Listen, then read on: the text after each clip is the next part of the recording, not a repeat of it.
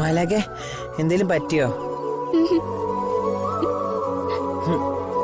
അയ്യോ, ഇതെങ്ങനെ സംഭവിച്ചു? അതെ, മലകെ കാണണ്ടായപ്പോ ഞാൻ ഊഞ്ഞാലിന്ന് ഇറങ്ങിയില്ലേ, അപ്പൊ വീണതാ. അയ്യോ, അപ്പൊ എന്റെ നെറ്റ് മുറിഞ്ഞു. കൊട്ടായത്തില് മരുന്ന് വെക്കണല്ലോ, നമുക്ക് പെട്ടെന്ന് വീട്ടിലേക്ക് പോ. വാ. അല്ല, അമ്മയും മുത്തശ്ശനും എങ്ങനെ ഇവിടെ വന്നേ? ഞങ്ങള് ക്ഷേത്രത്തിൽ പോകുന്ന വഴിക്ക് ഇവിടെ ഒന്ന് കയറിയതാ. അപ്പോഴാ ഇതൊക്കെ. മോളെ, തലയിടിച്ചുള്ള വീഴ്ചയിലാണെന്ന് തോന്നുന്നു. സിദ്ധുവിന് പഴയ ഓർമ്മ തിരിച്ചു വന്നതുപോലെ എനിക്ക് തോന്നി. ഞങ്ങള് കാണുമ്പോ സിദ്ധു അവിടെ തനിച്ച് നിൽക്കായിരുന്നു. ഞങ്ങള് സിദ്ധാർത്ഥ എന്ന് വിളിച്ച് അടുത്ത് നിന്നിട്ടും സിദ്ധു ഞങ്ങളെ തിരിച്ചറിഞ്ഞില്ല. ദേവിയുടെ മുത്തശ്ശനും അമ്മയാന്ന് പറഞ്ഞിട്ട് പോലും സിദ്ധുവിന് മനസ്സിലായില്ല.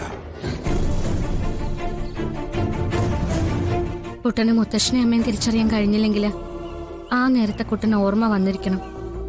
കുട്ടൻ ഇങ്ങനെ ഇടയ്ക്കിടയ്ക്ക് ഓർമ്മ വരാറുണ്ട്. പക്ഷെ ആ നേരത്തൊന്നും കുട്ടൻ എന്നെ തിരിച്ചറിയാറേയില്ല.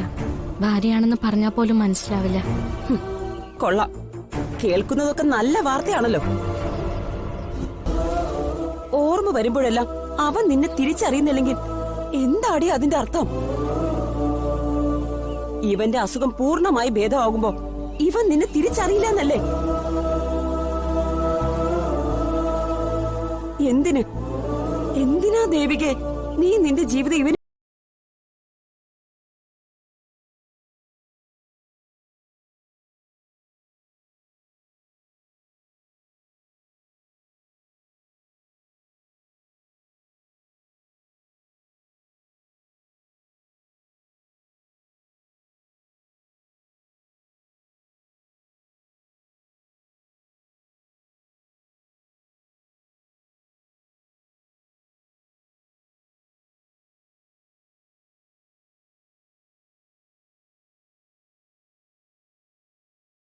എല്ലാം വിശദമായിട്ട് ഞാൻ പറയാം. ഏതായാലും ഭദ്രൻ ഇവിടെ വന്ന് എന്നെ അപായപ്പെടുത്താൻ ശ്രമിച്ചത് മുത്തശ്ശനും അമ്മയെ ആരോടും പറയണ്ട. സുലോചനാന്റെ എങ്ങനെ അറിഞ്ഞാല് അവരത് പൊന്നാരം തൊട്ട് അറിയിക്കും. മുത്തശ്ശി പിന്നെ എന്നെ പുറത്തിറങ്ങാൻ അനുവദിക്കില്ല. പുറത്തിറങ്ങാൻ സാധിച്ചില്ലെങ്കിൽ അച്ഛന്റെ അപകടത്തിന് പിന്നിലെ സത്യങ്ങൾ കണ്ടെത്താനും കുട്ടന്റെ അസുഖം ഭേദാക്കാനും കഴിയാതെ പോകും.